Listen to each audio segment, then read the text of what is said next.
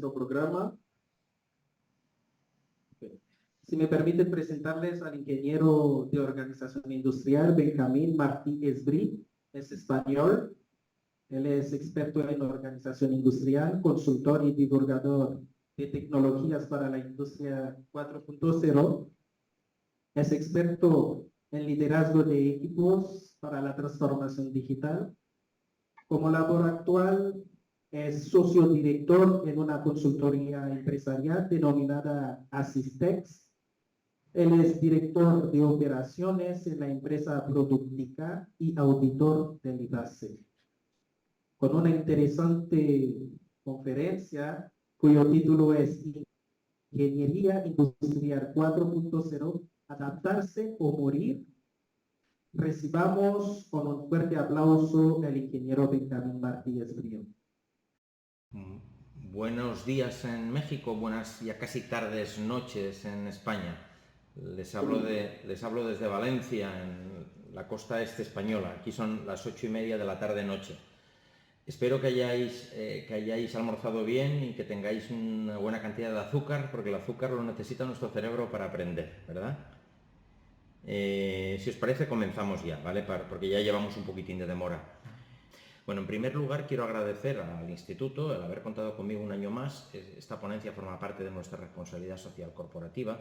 Colaboramos con muchas universidades de España y de Latinoamérica impartiendo formación para másters, para doctorados, para profesores y para alumnos. Y nos gusta a través de nuestros canales en YouTube o en Facebook o en LinkedIn compartir todo o parte de nuestro conocimiento para que el mundo pues, pueda prosperar un poco mejor, ¿no? O por lo menos aportar nuestro granito de arena. Bueno, Asistex es una consultora industrial que con estos tiempos en los que la transformación digital está siendo una de las tecnologías que supone más oportunidades y a la vez más retos para toda la industria mundial, nuestra consultora industrial desde hace ya bastantes años fue evolucionando hacia una consultoría industrial y consultoría tecnológica. Nuestro fuerte es la implantación de sistemas automatizados y de sistemas ERP de gestión empresarial en empresas normalmente industriales, aunque como luego os comentaré, hemos migrado a nuevos productos a través de una startup, de una empresa tecnológica emergente que hemos creado en tiempos de pandemia. Hemos creado un producto mucho más sencillo y mucho más al alcance de cualquier empresa. Al alcance en cuanto a requerimientos de conocimiento y tecnológicos y al alcance en cuanto a coste, porque hablamos de unos costes realmente bajos para todo el mundo. El título de la ponencia resulta potente, ¿verdad? Porque es adaptarse o morir, ¿verdad? Y suena muy a una gran gesta, ¿no? Es verdad que estamos en unos tiempos bastante convulsos, bastante complejos, donde algunos países y algunas empresas perderán la partida y lo harán para siempre, y otros la ganarán y lo harán para siempre. El ingeniero Francisco Ramos ha hecho una exposición estupenda de la ingeniería y el mundo de la empresa, y al final, resumiéndolo mucho, nos ha dicho que los sistemas actuales, el sistema capitalista, fomenta la concentración, ¿de acuerdo? Por lo tanto, las microempresas, las pequeñas empresas, incluso las medianas empresas, tendrán problemas de adaptación en un futuro si no son capaces de crecer, ¿vale? ¿Cómo crecemos? Crecemos innovando, haciendo cosas que nuestros competidores no hacen o haciéndolas mejor en esa mejora continua que él proponía.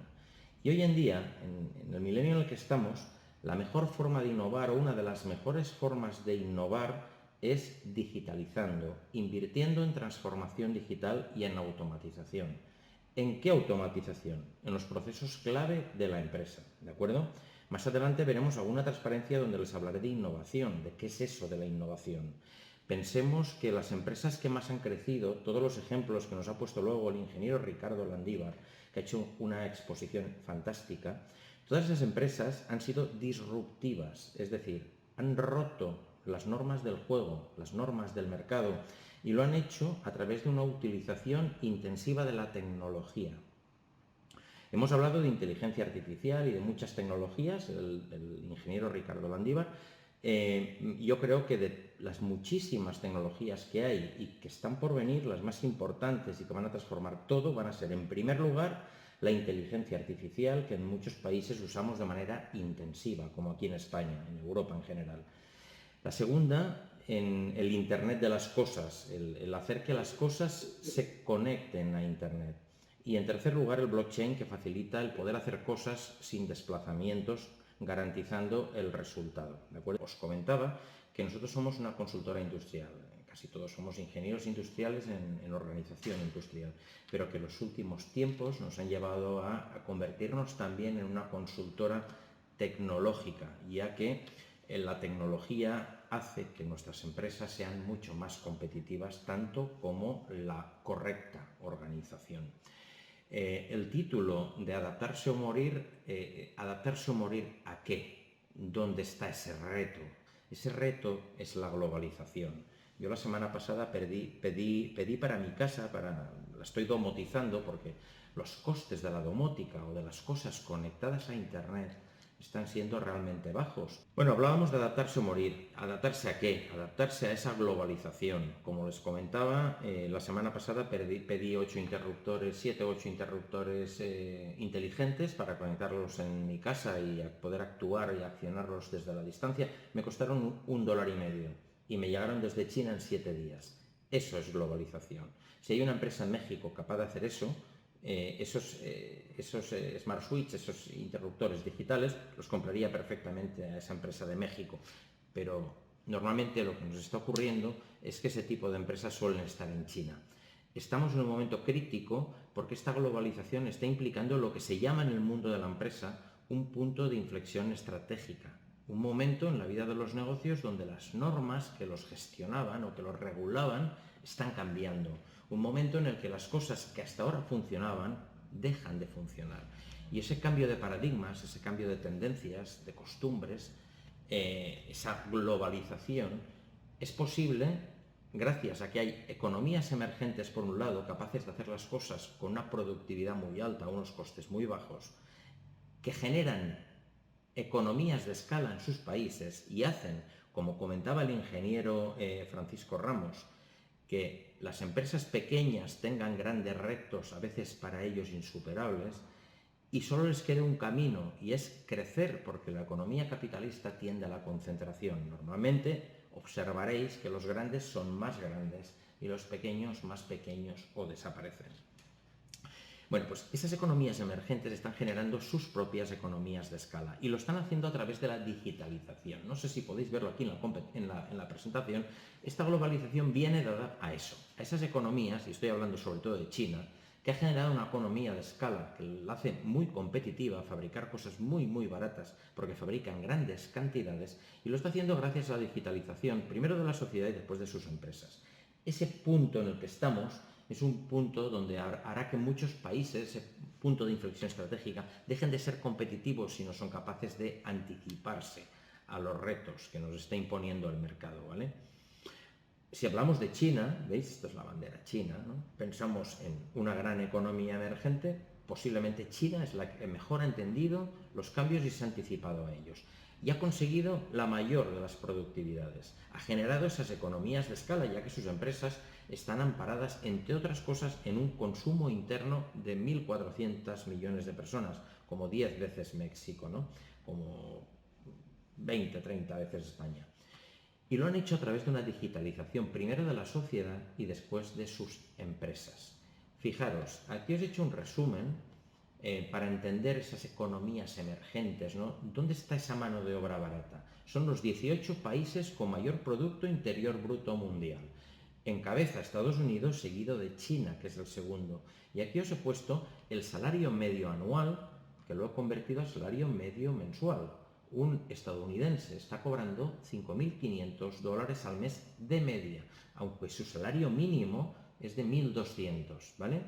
Un chino está cobrando $1.125 de media, aunque su salario medio es de 341. El salario mínimo, perdonad, ¿vale? El medio 1.125 al mes.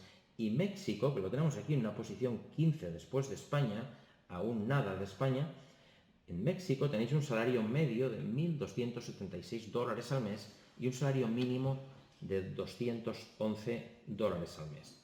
Bueno, comentábamos que esta globalización implica algunas amenazas, ¿verdad? Y esas amenazas son países emergentes con costes normalmente salariales muy bajos, que por ser grandes generan economías de escala, es decir, sus empresas tienen un gran mercado y crecen mucho. No es lo mismo fabricar un coche que fabricar 1 millón de coches, que fabricar 10 millones de coches. Entonces, esas economías emergentes, debido a sus bajos costes normalmente salariales y debido a sus mercados grandes, crecen mucho y generan economías de escala, ventajas competitivas. El ingeniero Francisco Ramos ya nos comentó que México es un país de pequeñas y medianas empresas, sobre todo pequeñas, igual que España. Y las pequeñas tienen más retos que las grandes. Crecer es fácil cuando eres grande, mantenerte es difícil cuando eres pequeño, ¿vale? De los grandes países como China, y estamos pensando sobre todo en China, han generado esas economías de escala que hacen que sus empresas sean más grandes y por lo tanto mucho más competitivas. Y lo han hecho a través de la digitalización. En primer lugar, digitalizando su sociedad y en segundo lugar, digitalizando sus empresas. Empresas que están conquistando el mundo. Comentábamos que China es el gran referente y vamos a analizar ese gran referente. ¿Por qué es tan gran referente? Todo el mundo, fijaros, hace solo 10 años el salario medio de China estaba en el rondo $300-400 al mes de salario medio. Hoy su salario medio ya es de $1.125 al mes. El de Estados Unidos es de 5.500, que es la número uno, la primera economía en Producto Interior Bruto, en riqueza generada, ¿vale? Este es el listado de los 18 países con mayor PIB, Producto Interior Bruto mundial, ¿vale? El más grande es Estados Unidos, seguido en el número 2 de China. Un salario medio de Estados Unidos, quien lo tuviera, ¿verdad?, son $5.500 al mes. Pero el salario medio de China ya no son $300 al mes como eran hace 10 años, son $1.125 al mes. China invirtió su alta competitividad, ¿vale?, en mejorar la vida de sus ciudadanos para que dispusieran de más dinero y ese dinero repercutiera en la generación de un mercado interno. Los chinos compran más que hace 10 años, mucho más. Y ese gran mercado les ha permitido crecer en el mercado interno, generar economías de escala, que sus empresas sean más grandes y poder exportar a través de la digitalización. Si miramos México, estáis en un salario medio de $1.276 al mes.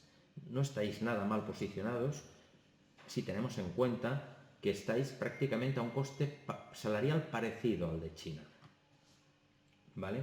México, el año pasado, en el año 23, superó como primer importador a Estados Unidos, a China. El primer país del mundo el que más exportaba a Estados Unidos era China, y el año pasado ya fue México. Claro, por vuestra posición geoestratégica, estáis cerca, los costes son más baratos de transporte, además muchas empresas gringas están invirtiendo en México, con lo cual están gestionando bien y están utilizando vuestra mano de obra. Ya habéis visto que 3 veces o 4 más barata que la de Estados Unidos para fabricar productos en México y subirlos a Estados Unidos. Estáis muy bien posicionados, ¿de acuerdo? Yo veo un reto y es que ese salario medio, si lo comparamos con el salario mínimo mensual, fijaros que el mínimo de México son 6 veces mayor el mínimo, ¿vale?, que el medio. Estos colores azules, morados, significan que hay una disrupción, que hay una gran diferencia entre el salario medio y el salario mínimo. Suele suponer diferencias en el modo de vida de la gente, diferencias sociales, y provoca normalmente al final, a largo plazo, tensiones sociales, ¿vale? Todo el mundo en Europa, casi todo el mundo gana parecido. Eso hace que todos seamos igual de ricos o igual de pobres y que no haya grandes tensiones. Sin embargo, en Estados Unidos, en Rusia o en México puede haber tensiones debido a esa gran diferencia, ¿de acuerdo? Pero bueno, lo que íbamos, fijaros que la digitalización ha hecho que China, que es la reina de las exportaciones del mundo, se internacionalice gracias a esa digitalización y genere economías de escala que la hacen muy, muy, muy grandes, ¿vale? Todos sabréis quién es AliExpress, quién es Alibaba, quién es Shein, Wish, Temu y muchísimas tiendas digitales más que hacen, si os fijáis aquí en este gráfico, que los ingresos generados en el comercio electrónico de China sean el doble que los de Estados Unidos, 5 veces los de Japón, 20 veces los de Alemania, 150 veces los de México. Es decir, él está exportando gracias a la digitalización, no solo de su sociedad, ¿no? Comentaba al principio que la clave no es la utilización intensiva de la tecnología. Hay gente, comentaba, creo que era el doctor Ricardo Landívar, el ingeniero Ricardo Landívar, comentaba que, bueno, la gente quiere poner robots. Los robots no siempre son rentables. Es una cuestión de ver a partir de qué momento la automatización es rentable. Innovar por innovar no es una buena idea. De hecho, no sé si sabéis que el 80% de las ideas que son innovadoras decaen o no logran el éxito, pero no debido a la falta de creatividad de la idea, sino debido a la falta de método, de organización y de constancia, ¿de acuerdo? Entonces, aunque lo pasaré muy por encima, si alguno tiene interés en la innovación, es decir, en que su padre que tiene una frutería venda muchísimo más, o su tío que es un fontanero tenga muchísimo más trabajo, hay un libro que se llama Los 10 tipos de innovación de Dublin, que hoy en día Dublin es una consultora que fue comprada por Deloitte, una Big Food europea, una gran Big Food europea, una gran consultora europea. Dice que hay 10 tipos posibles de innovación y algunos de ellos tienen que ver con la tecnología, pero no todos, ¿de acuerdo? Al final se trata de diferenciarse por el modelo de negocio y la tecnología a veces nos ayuda, ¿vale? La digitalización, las tecnologías de la industria 4.0 muchas veces nos ayudan, pero no siempre, ¿vale? La clave sigue siendo la innovación, no el uso intensivo de la tecnología, sino su utilización allí donde realmente nos haga falta, ¿de acuerdo? Yo os recomiendo a los que tengáis interés, especialmente a los profesores, que le echéis un ojo a ese libro que ya tiene 13 años y todavía no se ha traducido al español, ¿no? Ni al francés, por ejemplo, ni al alemán, está solo en chino y en inglés. Eso quiere decir algo, ¿verdad? Quiere decir que los genios de la innovación, los que han entendido el mundo futuro, los que se están aprovechando de ese punto de inflexión estratégica, de esa disrupción o de ese choque que tenemos ahora, son los ingleses y los americanos y los chinos, ¿vale? El resto estamos un poco en la parra. Fijaros, aquí hay una presentación, la digitalización en tendencia. En España, lo que veis en color gris es el consumidor y lo que veis en color verde son las industrias o las empresas. El 93% de las personas en España tiene acceso a Internet y el 47% compra habitualmente en Internet. Casi todo el mundo. Sin embargo, si vemos lo verde, el 68% de las industrias europeas dice que no están demasiado digitalizadas por falta de desconocimiento de quién les puede ayudar. No saben buscar a gente como nosotros, como Asistex, ni encontrar los productos adecuados para digitalizarse. Y un 80% dice que aunque reconoce la importancia de la digitalización, asume que no va a poder digitalizarse. Es decir, en el futuro están condenadas a la desaparición. Fijaros la disrupción o el cambio que hay entre el consumidor que está en Internet, comprando incluso, y la empresa que no está ni en Internet. Y eso en México ocurrirá igual que en España o incluso será más acentuado. ¿Qué se compra online? Pues se compran muchísimas cosas. Fijaros, estos gráficos os los voy a dar todos, ¿vale? Los vais a disponer y si todo va bien voy a maquetar la presentación y a subirla al YouTube para que lo podáis ver cuantas veces queráis en detalle. Pero fijaros, un 51% de la gente dice que compra habitualmente en Internet. Un 69% dice que lo va a hacer cada vez más a menudo. Un 80% de lo que se vende online son tiendas que solo son digitales, es decir, que no son omnicanal, que no tienen tienda física y digital, ¿vale? Y lo que se compra en porcentajes es todo esto que veis aquí. Por ejemplo, la ropa es importantísima, entretenimiento, cosas del hogar, cosas de alimentación ya se están comprando por Internet. Aunque el rey es la ropa, siendo solo un 22%, como vemos aquí, un 50% de lo que se compra de moda ya se compra a través de Internet. Es decir, el COVID aceleró los cambios en la transformación digital. La sociedad se transformó, todos lleváis un smartphone, todos tenéis un ordenador, una tablet y casi todos acceso a Internet. Sin embargo, vuestras empresas, las nuestras, no están adecuadamente transformadas en lo digital, ¿vale? La tendencia es que lo digital sea disruptivo, sea una fuente de ingresos y de generación de riqueza. Cuando un país tiene empresas que venden, el país crece, ¿de acuerdo? Entonces, revisando ese entorno estamos viendo que estamos en un punto de inflexión estratégica donde la sociedad se ha digitalizado, pero no lo han hecho las pequeñas y medianas empresas, que son, como ha dicho el ingeniero Ramos, el 94% de México, y en España creo que son 94 o 95% también. Esas no se han transformado adecuadamente, pensando que no hay medios a su alcance para hacerlo, y eso no es cierto, ¿vale? La digitalización ofrece muchísimas ventajas. Nosotros, como consultores industriales, os podemos asegurar que aquellas empresas que han empezado a transformarse digitalmente, y no me refiero a la compra de robots carísimos, sino a implantar un software de gestión integral, por ejemplo, un ERP, donde el sistema informa a los operarios de cuáles son los trabajos que han de realizar, de alguna forma organiza en tiempos y organiza la dirección en la gestión de la planta con toda la información, un ERP, un software de gestión. Esas empresas de media crecen un 30%. Es decir, con los mismos recursos fabrican un 30% más. Eso hace que puedan bajar los costes de producción y aumentar en su mercado. Entonces tenemos dos clases de empresas. Las que nosotros asesoramos, que crecen algunas hasta en un 100%, hasta llegar a duplicar con los mismos recursos humanos la cantidad de producto que fabrican, duplicarlo.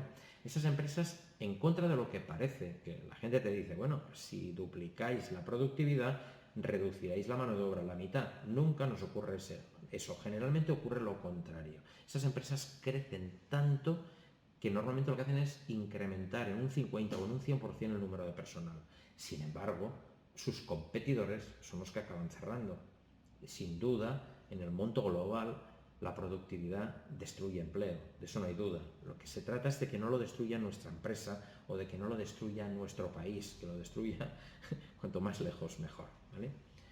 Hay factores favorables o estímulos que están haciendo los gobiernos en Europa, están regalando ordenadores a las empresas, sobre todo a las pequeñas y medianas, están pagándonos a los consultores para que les ayudemos en su transformación digital, y eso nos está haciendo avanzar muchísimo más que en países como por ejemplo Latinoamérica, ¿no? Donde no estáis avanzando tanto. Hay grandes estímulos, la Unión Europea en este caso ha puesto muchos miles de millones de euros encima de la mesa para obligar a las empresas de alguna forma, facilitarles esa transformación para que podamos competir con China, con Corea, incluso con Estados Unidos, que se están comiendo el mundo desde lo digital, ¿vale?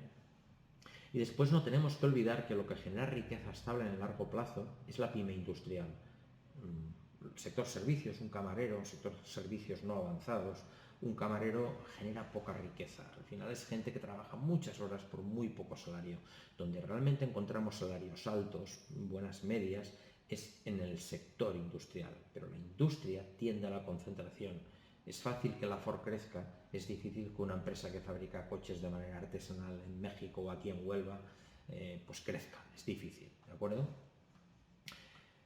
El futuro, los grandes países, estamos pensando en Alemania, estamos pensando en Corea, estamos pensando en China o en Estados Unidos, los países que tienen una renta media alta y que la gente tiene un nivel, una calidad de aprendizaje, de formación elevada y tiene una renta media alta, son países que apuestan por un futuro industrial que genera empleo de calidad, ¿vale? Ahora, en esta presentación que estáis viendo, hay una gráfica muy interesante. No sé si lo sabéis, pero todos los animales, incluidos los humanos, tenemos un cerebro reptiliano, un cerebro primario que recibimos de hace millones de años, de las primeras especies de las que evolucionamos. Y ese cerebro está centrado en mantener las especies, ¿de acuerdo? Ese mantener las especies implica dos grandes cosas. Una, no morir, ¿vale? Por lo tanto, tenemos una tendencia natural a huir de aquello que no conocemos, ¿vale? Sentimos miedo. Normalmente miedo al cambio, salir de nuestra zona de confort. Eso imposibilita a los humanos a veces para innovar o para probar cosas nuevas. Y la próxima revolución industrial, esta cuarta revolución industrial a la que nos referimos como Industria 4.0, para mucha gente es un cambio tan grande que lo niega, que no quiere atenderlo, que piensa que será malo, ¿vale? Por supuesto, la otra cosa que nos hace permanecer como especie es la reproducción, y seguro que os estáis riendo, yo no lo veo porque estoy viendo en mi presentación, pero seguro que os estáis riendo, ¿no? Y estamos programados para todo esto, ¿verdad? En esta transparencia, fijaros, veis una curva de color azul que es el Producto Interior Bruto en dólares equivalentes del año 1990. Y abajo en las X, en las X, vemos 1500, 1600, 1700, 1800 son los años, ¿vale? Cada punto de esta curva azul sería cuál fue este Producto Interior Bruto mundial en ese año. En el 1500, pues un poco más de 100, en el 1600, un poco más de 150, en el 1700, $200 equivalentes del año 1990. Y fijaros, en estas rayas rojas, aquí tenemos la primera revolución industrial, ¿vale? Cuando se introducen, se pasa de la artesanía, la fabricación uno a uno, a la fabricación en lotes a través de la máquina de vapor y de la automatización que provocó la máquina de vapor, ¿vale? Lo que llamamos industria 1.0. Y aquí hubo una disrupción, se creció muchísimo en Producto Interior Bruto. Luego vino la segunda revolución industrial, que ya fue cuando se integraron en esas mismas fábricas, en lugar de mecanismos a vapor, mecanismos normalmente eléctricos o electrónicos, y se intensificó la fabricación seriada, ¿de acuerdo? Y aquí vemos que la pendiente de la curva sube muchísimo más, es decir, se genera muchísima más riqueza, aumenta muchísimo el Producto Interior Bruto global, ¿vale? Debido a esta segunda revolución industrial. Y luego vino la tercera, que fue la integración ya de robots, de electrónica masiva, de computadores, de PCs en fábrica, ¿vale? De softwares RP, que es la tercera revolución industrial y que ha aumentado todavía más esa curva, ¿vale? Hay gente que cree que la cuarta revolución industrial es en la que integramos el blockchain, el Internet de las cosas, sobre todo la inteligencia artificial, que va a ser lo más disruptivo en estos próximos 10 años, van a provocar paro y pobreza. Fijaros, esta transparencia que veis aquí es una transparencia